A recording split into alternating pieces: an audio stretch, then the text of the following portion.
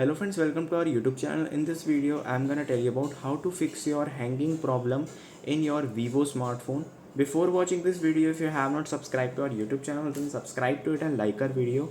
So let's start friends. First, you have to open your settings,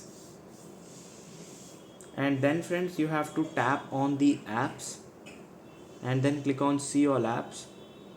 Click on search and right here settings. Just clear cache this. Again you have to go to this search bar and type here Google. Click on Google Play Services, then clear cache this also. Then friends, you have to go to your storage. If it is filled or something, you have to just go to any your file manager.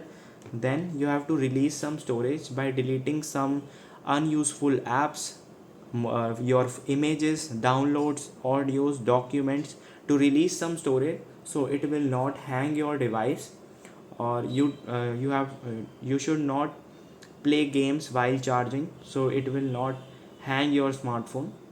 I hope you like this video. If you like this video, then subscribe to our YouTube channel for more helpful tips and tricks videos. See you next time.